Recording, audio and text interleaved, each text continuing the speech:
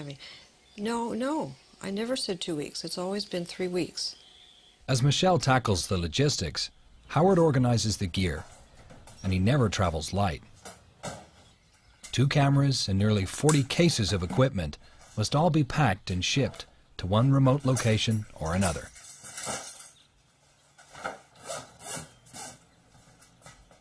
But lately, he's been finding that no place is quite as remote as it used to be. You know, there's really no place on the planet that's not being affected in some way by human population growth. So we feel like we're sort of on a quest to discover as much as we can, learn as much as we can about the marine environment, and capture this beautiful wilderness on videotape while we still can. We understand that we're sort of the privileged few that get to go there and see these things firsthand, and it's wonderful. And being able to share that with the rest of the world, we think that's important. This time, Howard and Michelle have agreed to show us how they do it. They've chosen a special spot, a tiny outpost 300 miles into the Pacific off the coast of Central America, Cocos Island. Cocos was once the haunt of pirates. Now Howard and Michelle are seeking their own brand of treasure. Cocos is world famous for sharks. Cocos is a bit like Conan Doyle's Lost World. Not the island itself, but just beneath the waves. In an age where 90% of the large fish have been taken from the sea, you can still come to Cocos and find the ocean like it used to be. Hundreds, even thousands of sharks gather in the currents around the island. There's no place like it in the world.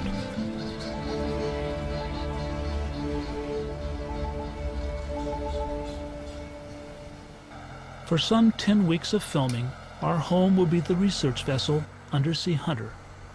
It's a comfortable boat, but you'd better be good friends with your crew.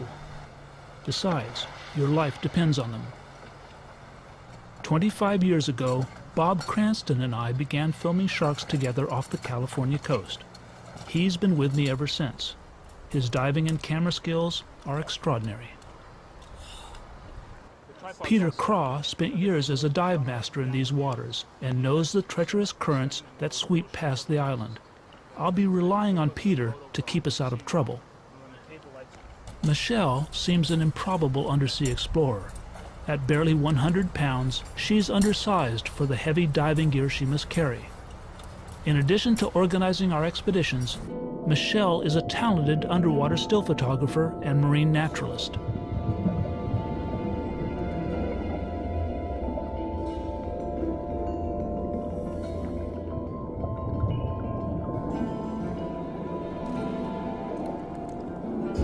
Ocean life is so rich at Cocos that the island and a 12-mile zone all around it has been designated a Costa Rican National Park and World Heritage Site. No fishing is permitted here.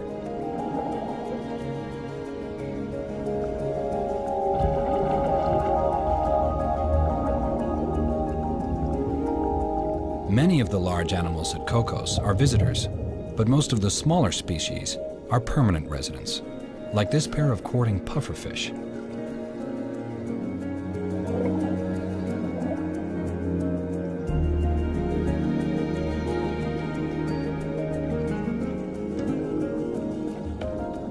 Another resident, this blue-spotted jawfish, seldom ventures far from her den. Ocean currents bring her everything she needs.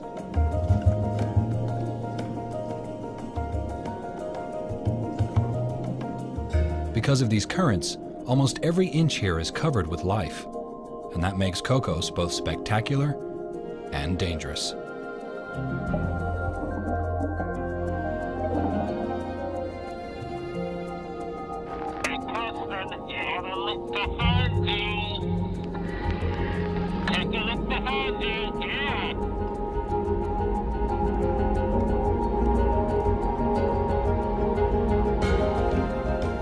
This is why divers come to Cocos. Often when I'm looking down at some small creature, a shadow is suddenly cast over the reef. A chill always goes down my spine before I raise my head to discover legions of hammerhead sharks passing overhead in schools so dense they blot out the sun. It's an experience that goes beyond awe. It's magical.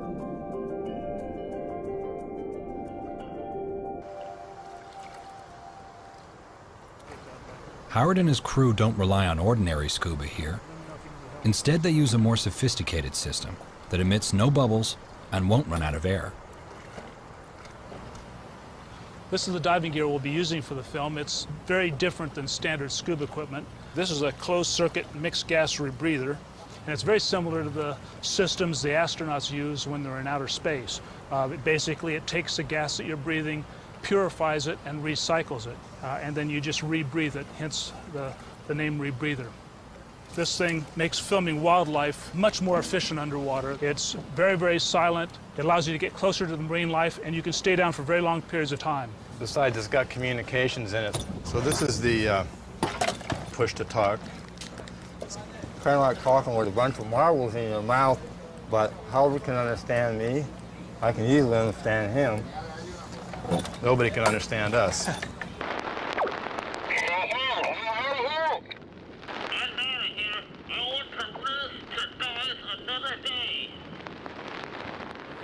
Exactly. And that's it. Cocos lies directly in the path of deep ocean currents. Their collision with the island can churn the waters into an undersea storm.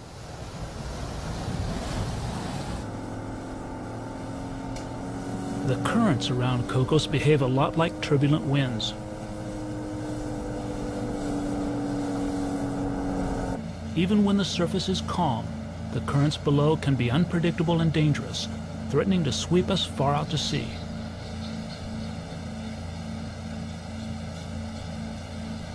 But there's no way around it. The most exciting dives are usually where the currents are most treacherous.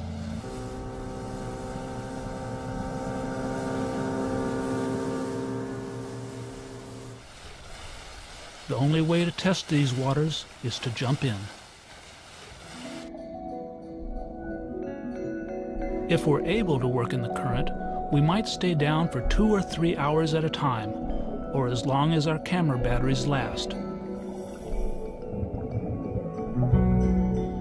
Current is often our nemesis, but it's also our guide to the most spectacular animals.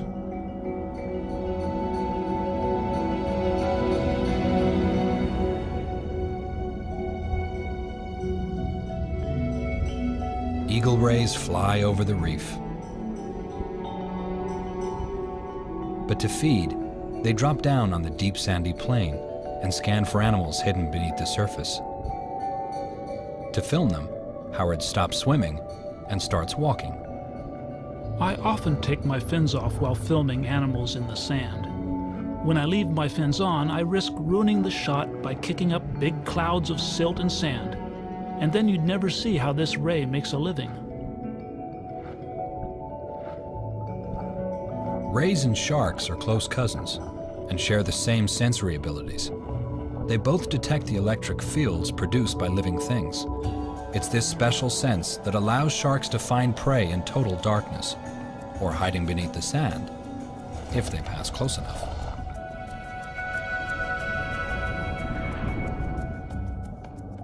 The peacock flounder's camouflage won't work unless it keeps perfectly still.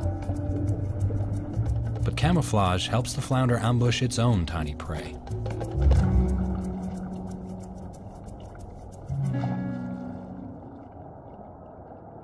These white-tip sharks are simply resting here on the bottom. But when they hunt, extraordinary senses come into play. Their vision is pretty good in low light, but their sense of smell is far more powerful.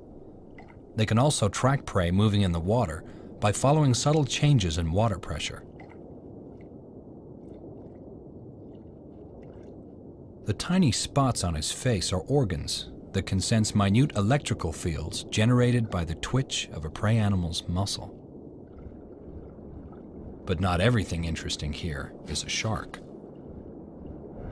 Well, this little guy wasn't on my agenda. but it's certainly one of the strangest I've ever seen. Everything about this fish is just, well, weird. It's a red-lipped batfish. Instead of really swimming, it walks on fins modified to work like feet. It also has a strange horn on its head, which conceals an odd lure. How it uses this lure is not really known. This is the weird-looking fish I was hoping to find. It's a frogfish pretending to be a harmless orange sponge. Like the batfish, it uses its fins more like feet.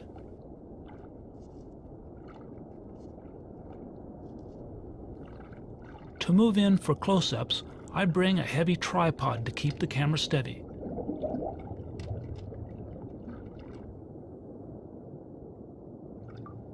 The frogfish is waiting patiently to deploy its second trick of deception. It attracts prey with a tiny lure it uses like a fishing pole attached to the top of its head.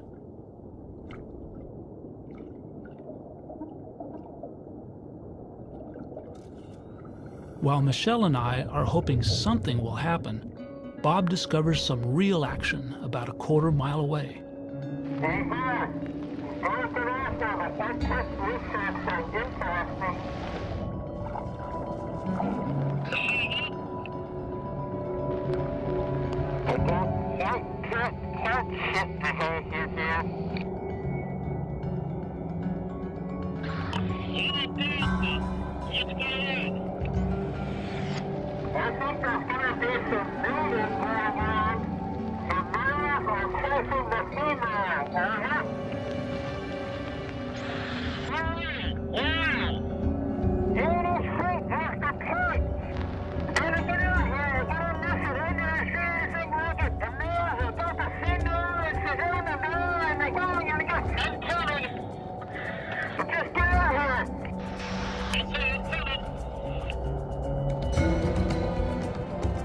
A swarm of male white-tipped sharks were attacking a single exhausted female.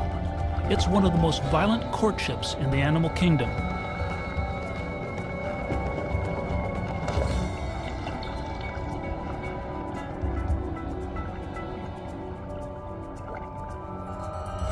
Male sharks have to hold on while they mate. They can only do that with their mouths.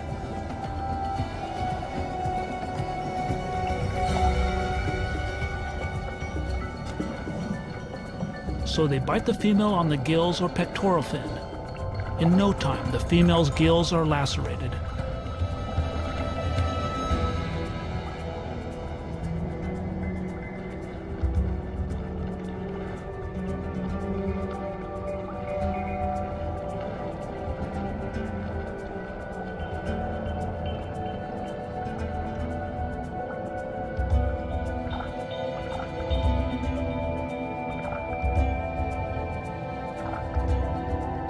In 35 years of observing and filming sharks, I've seen courtship behavior only 4 times, and never have I seen the entire act, start to finish, and at such close range.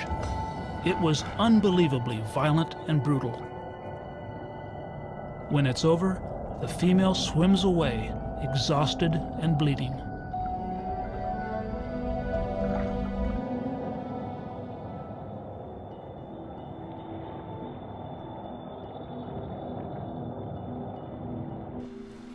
Above the water, Coco seems a more peaceful place. Seabirds nest on the island by the thousands. There are no natural predators here to disturb them.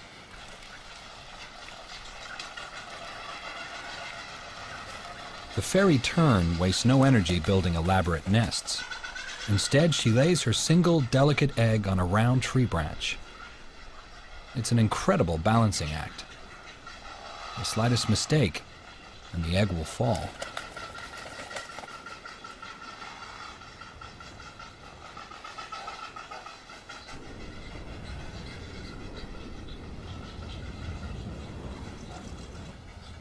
Brown boobies prefer to nest on the ground, where gravity is less likely to cause a tragic mishap.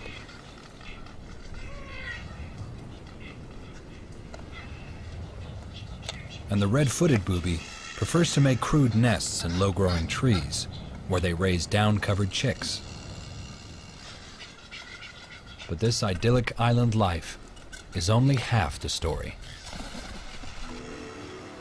All these birds make their living from the sea, where they are eager players in a truly violent event. Howard and his crew call it a bait ball feeding frenzy.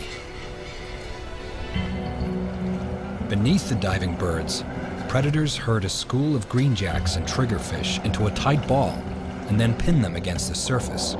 The fish are attacked from above and below.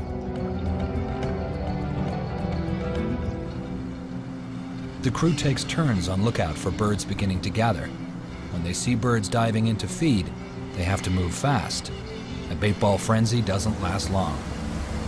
Pretty good, Howard. They're Okay, slow down a little bit. Slow down. We don't want to be too close. We'll steer them away with the boat.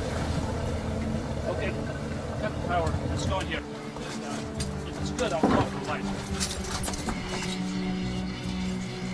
Let's go.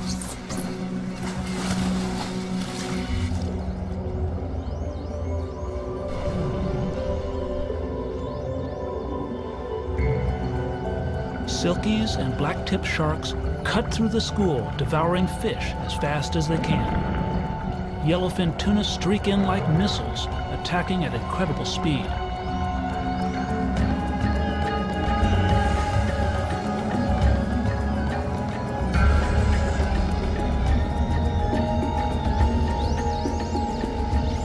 And bottlenose dolphins gather by the dozen. The buzzing sounds of their echolocation fills the water.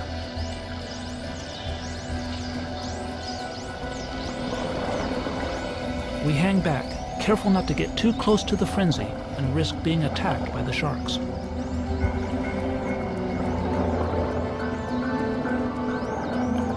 Many of the jacks are injured and bleeding, and that only intensifies the sharks' excitement. Fish gather around anything that might serve as refuge. They even gather around the sharks themselves. Some fish begin gathering around us. It's not a good thing. Injured triggerfish begin following Michelle. Then they surround Bob, seeking a place to hide from the sharks. He can't get rid of them. Anything reflective could be mistaken by a shark for an injured fish. Suddenly, it's become dangerous. But just as suddenly, the bait ball breaks up. The school of fish is gone.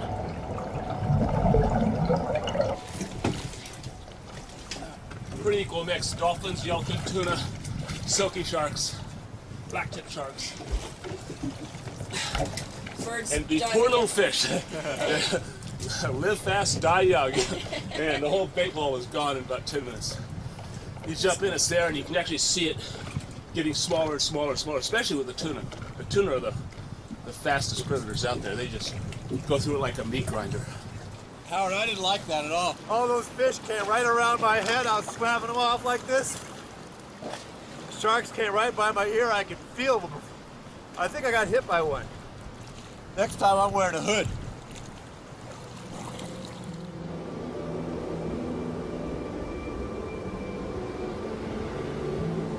The weather at Cocos is as turbulent as the sea.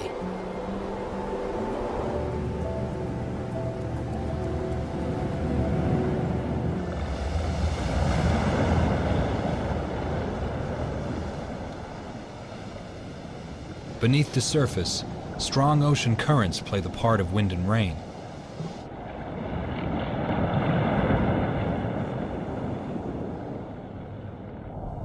As the currents collide with undersea escarpments, they rise and swirl around the island. We often struggle against a current flowing north at the surface, only to struggle against one flowing south on the bottom. But hammerheads hover like birds of prey on a mountain wind, and marble stingrays soar the current like living hang gliders. The currents also cause optical problems for the crew. As dense cold waters rise and mix with surface layers 10 to 15 degrees warmer, they create a strange heat haze effect. It's like diving in a mixture of oil and vinegar. Images blur, making camera work impossible as animals move through the mixing layers.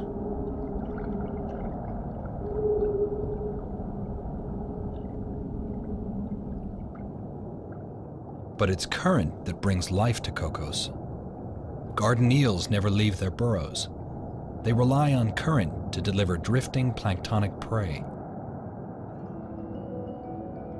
The plankton, nourished by this cold, nutrient-rich water, is food for many species of fish here, as well as some of the ocean's most spectacular leviathans, the manta ray.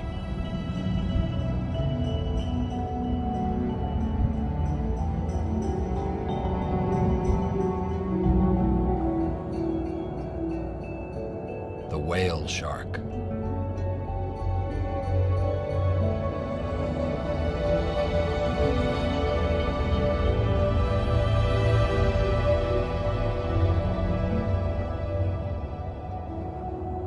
The island's reefs provide another place for fish to feed. Schools of Moorish idols swim over the reef, feeding on tiny sponges.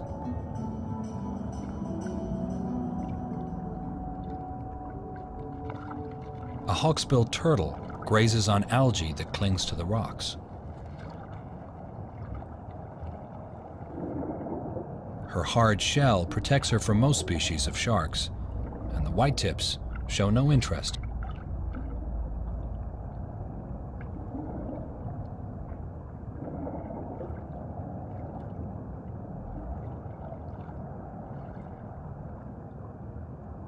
The hawksbill finds a sea cucumber to eat. To me, it seems even less appetizing than algae. A sea cucumber has the consistency of rubber, and I suspect it doesn't taste much better. But the turtle seems to like it.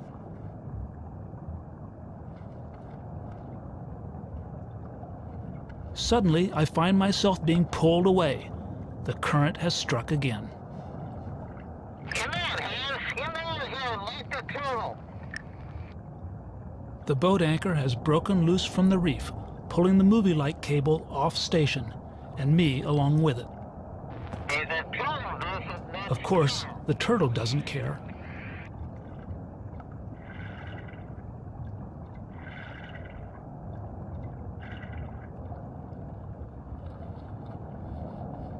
Naturally, by the time I secured the cables, the turtle had finished its meal and decided to leave. Typical.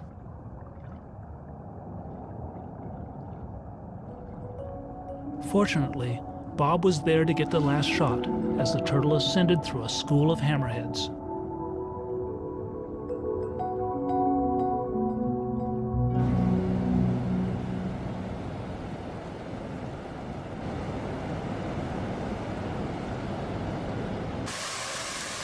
The film crew is fond of saying that there are only two kinds of weather at Cocos. Either it's raining or it's about to. The island receives more than 24 feet of rain each year. We've been coming to Cocos for 10 years now, and despite all our experience and preparation, the work's not getting any easier.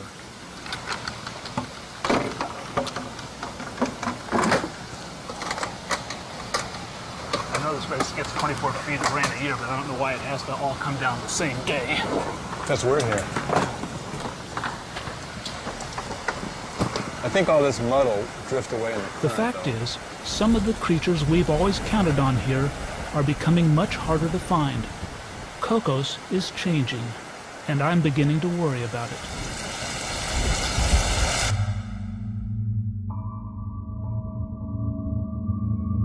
But there is one sequence I'm sure we can get, something that still happens every night on the reef. Night is when sharks go hunting. Howard is determined to film whitetips working the reef. Did you see some action down there, Peter? Oh, the silkies. Yep. So it's not just whitetips tonight. Oh, what happened? Oh, yeah, good. Yeah. Everybody to the rescue. Manuel! Michelle. Michelle. You need to see that. Let's do the tank here. I need help. You know, with a little luck, this is going to be on television. It's a typical night dive. Oh man. Hold still, hold still. I hope the rest of the night goes better than this. Just hold still. Okay, there you go. By the time we were ready, I was shocked to see how many large silky sharks had gathered beneath the boat. I see at least 7 of them here right now. Ooh, look at those big boys. Oh man, look at the size of that guy. No, this may not be entirely safe. Well, if we jump in and just descend right away, I hopefully think they won't I don't follow think us. you want to stay on the surface any longer than possible. Okay. When we start splashing, they're probably going to come in like crazy. Go. Yeah, go. Yeah, go. No. Go. Yeah, we're thinking about it. Go. Push him in, Peter.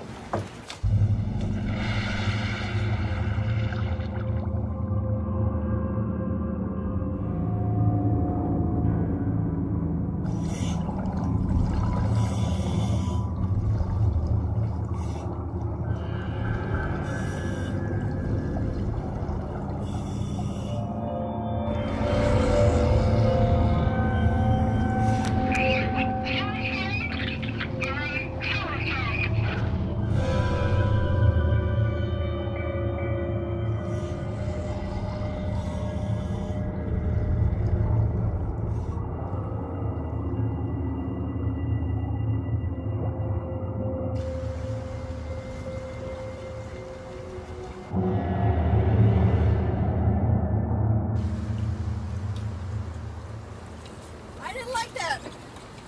Thought you guys were going diving. Those silkies scared me out of the water. I've never been scared out of the water like that before. It's just like a bait ball without the bait. They were knocking into my feet, knocking my legs. I wasn't sure. At first I thought it was Howard kicking me. Oh man, Just to spook me, but there's a lot of sharks the down fog there. finally cleared. That wasn't Howard kicking me. That was the silkies knocking into me. There's 50 sharks down there. I'm not talking about white tips. I'm talking about the big guys. Yeah. I don't think we're gonna do this tonight. Michelle, could you kind of crawl out of the way? Sometimes we use bait to attract sharks. But we never once used bait while making this film, and certainly not at night. So I don't know why these sharks were so aggressive. That's what really freaked me out. I know that Howard will want to try this night dive again. I'm really not looking forward to it.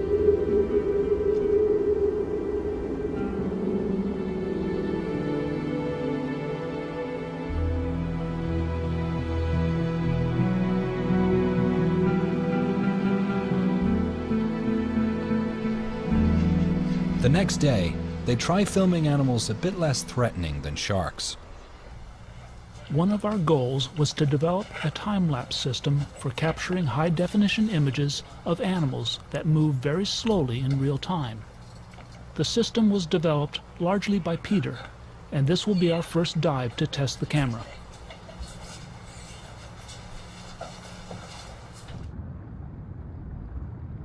At normal viewing speeds, these cushioned sea stars seem about as alive as the rocks they cling to. But in fact, they are moving. If we get this right, you'll see that these animals exhibit some interesting behavior, and even some character.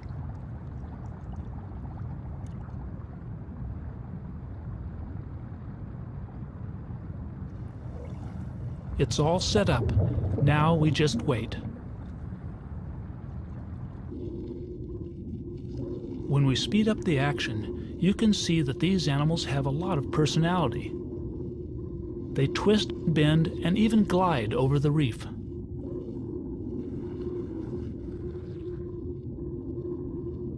Cushion stars feed mainly on algae, and we've discovered that they graze across the sand in a very organized way. They form a front that's continually on the march. But some of the stars appear to be injured. I couldn't imagine what might eat a cushion star. They're about as tough as an old tennis shoe.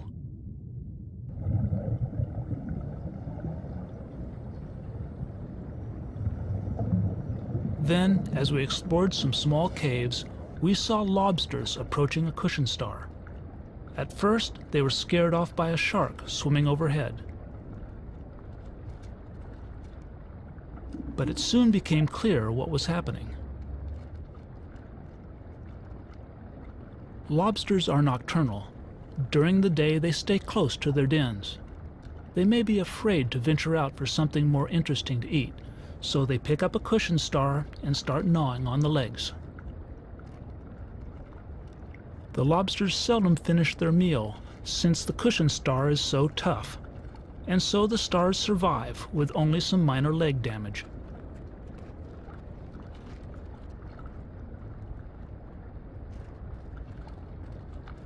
And cushion stars aren't the only daytime snack the lobsters indulge in.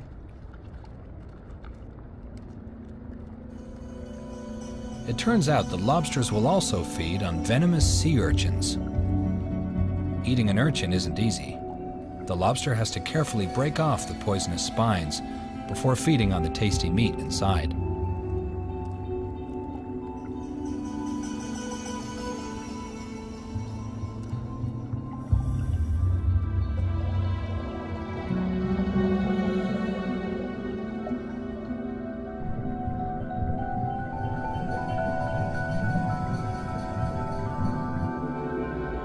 Most underwater animals have more respect for urchins.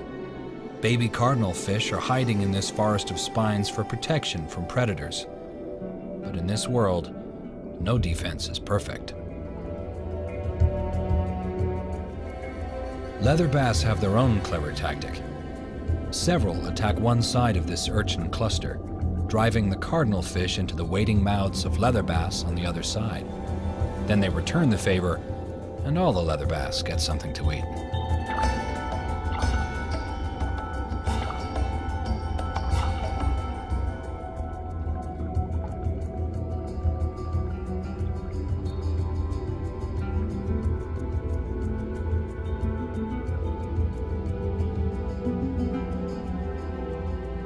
But a brush with urchin spines is trouble for Howard.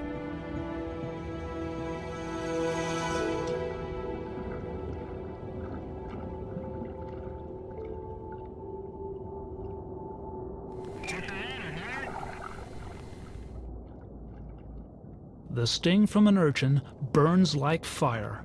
It hurts like the devil for 10 minutes or so, and leaves a mark on your skin that can last for months.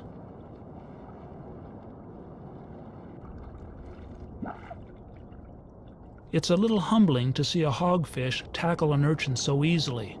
They're completely immune to the venom.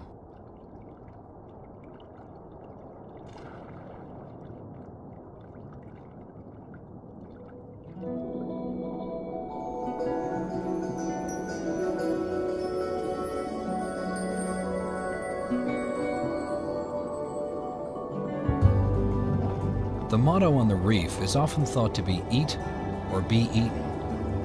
And though predation is a big part of what happens down here, it's far from the whole story.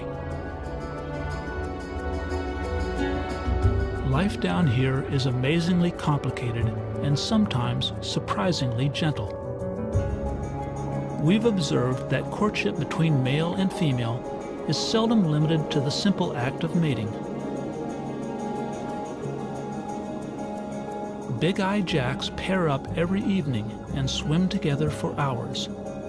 They signal that they're a pair by displaying contrasting colors. And these more gentle behaviors even extend to relationships between species. Courting jacks descend to the reef and are met by yellow barberfish. Although barberfish are perfect-sized prey for the jacks, no predation takes place. Instead, the barberfish pluck parasites from the jacks. Even the fiercest predators of Cocos will engage in gentle cleaning.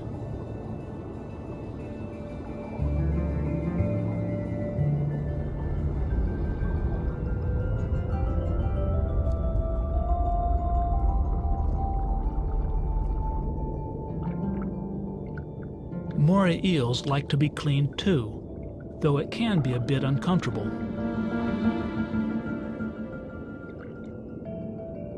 An alternate method of removing parasites is to use a rubbing rock.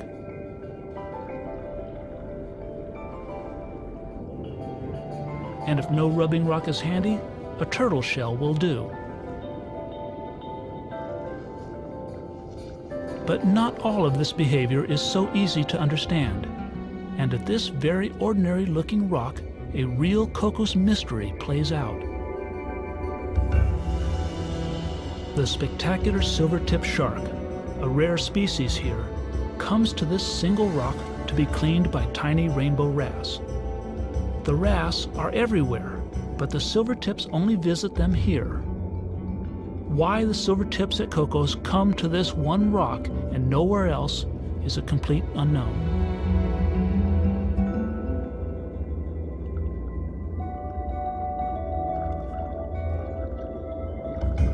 Silver-tips were never common here, but in recent years, the numbers of all sharks seem to have declined. The cause hangs from the mouth of this silky shark. It's a longline hook, a dark harbinger for the future of Cocos.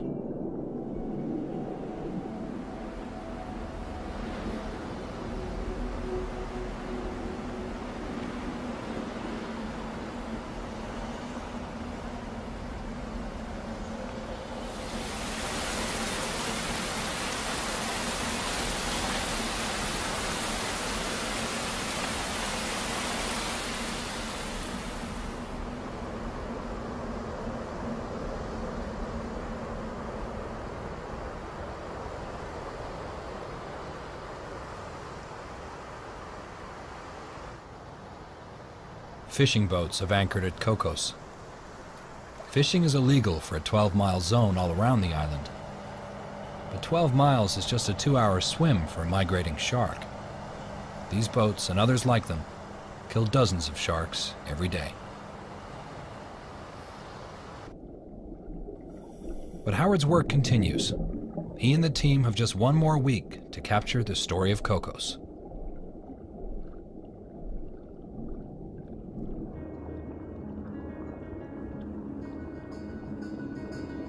As evening approaches, this male peacock flounder abandons his camouflage. He risks exposure as he swims across the reef towards the sandy plain. He's looking for love.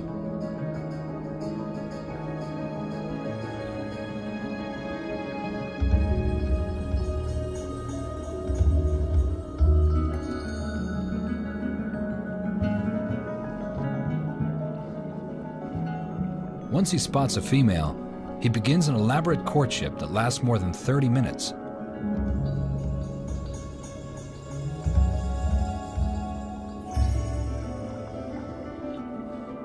When she's ready, the female will follow the male up toward the surface.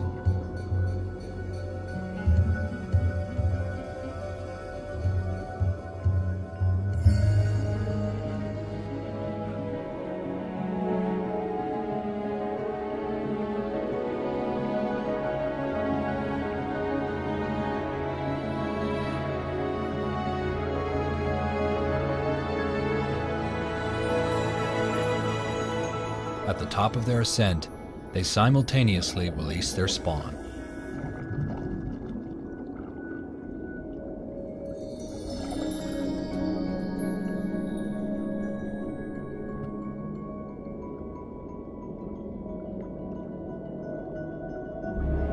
Capturing the courtship of large marble stingrays is like filming a ballet.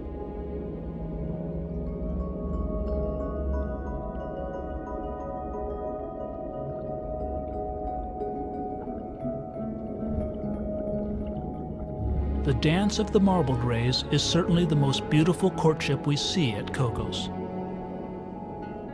Dozens of males pursue a single large female. Most of the time, she wants nothing to do with her gaggle of suitors.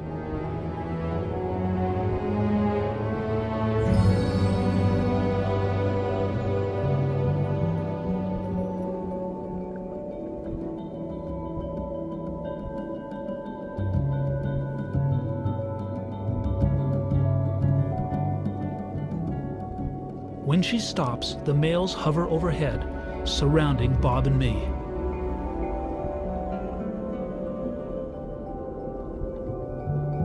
we're careful with these animals. The tail of each ray is armed with a venomous stinger, nearly 8 inches long.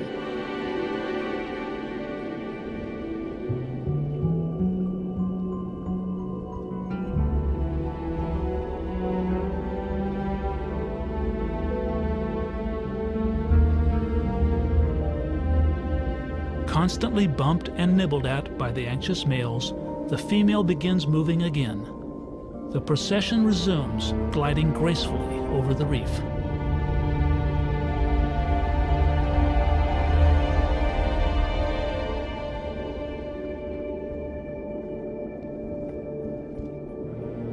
Occasionally, the female will double back, trying to throw her followers off the trail. Once it starts, this behavior can go on for days. I've witnessed this graceful display many times at Cocos, but how these gatherings culminate has always eluded me.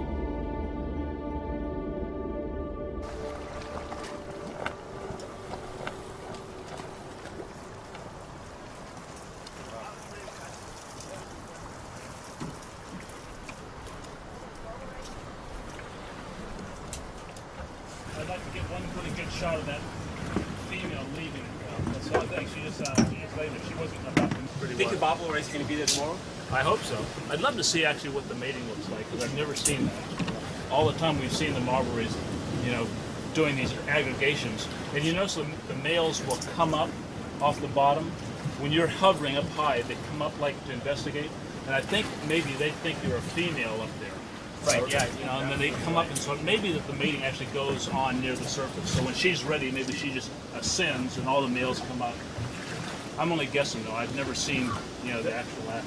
The dive masters here have seen it. They've seen them? Do they go up? They've seen it, yeah. The female comes up off the bottom, and the males come up underneath, belly to belly, and then insert their claspers in. It's sort of like the white tips. Once one is done, the second one comes and takes over. Wow. I'd love to see that. Our time at Cocos is rapidly coming to an end. But there is one last dive we need to make, and I think we're ready.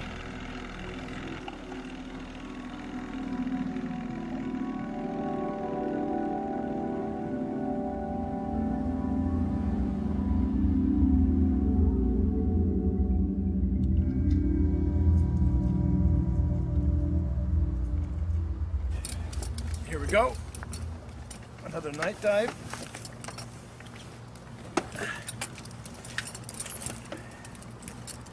I don't know who invented the night dive. I don't know who invited all the sharks off the back end of the boat. But I guess we're going to go down and find out.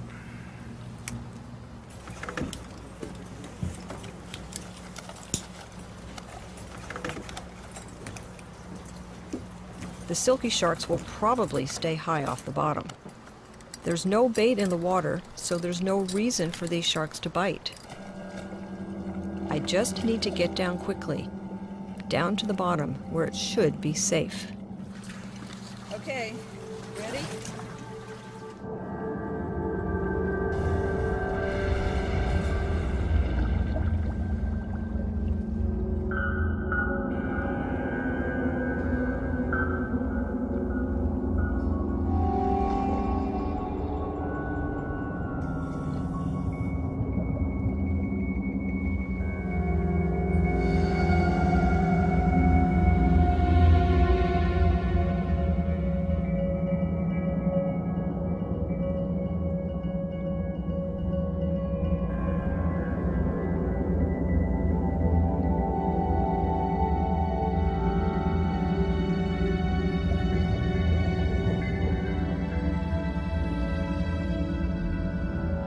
I feel much better when I see the glow of lights on the sand below.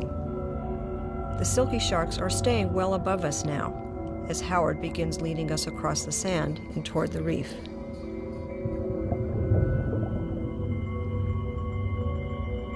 When we reach the reef, we find it swarming with activity. Hundreds of white-tipped sharks are hunting like a pack of wolves. No bait was used to cause this gathering. Like the leather bass attacking cardinal fish in the urchin spines, these sharks have learned the advantage of hunting together. The sharks all seem to dive into the reef at once, but with each attack, only one shark emerges with a fish.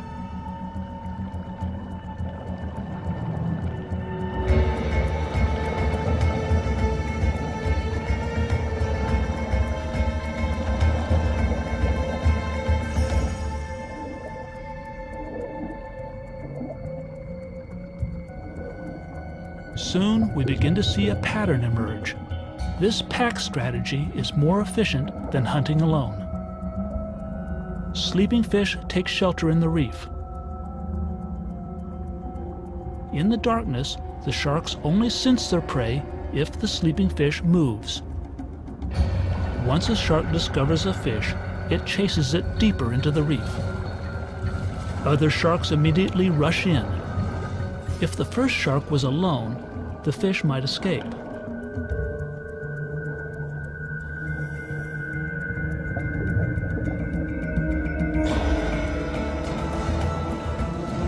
But when the sharks hunt in a pack, the fish often blunders into the waiting jaws of another shark. As a pack, the sharks are more successful.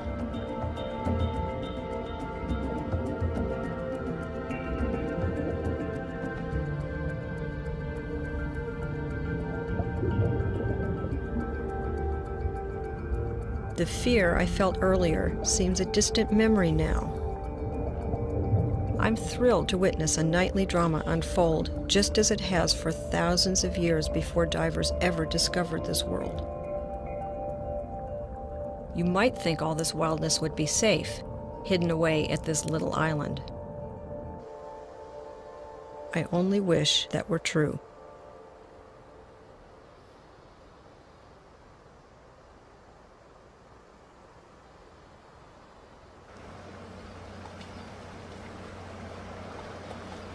We're at the dock here in Punta Arenas, where the undersea hunter ties up between trips. And right next door is the Taiwanese fishing fleet. You can see these long-line fishing boats here. There's probably 30 or 40 of them tied up at this particular dock, and there's numerous other docks here in Costa Rica. And it's all rather secret because they don't really want the bad publicity.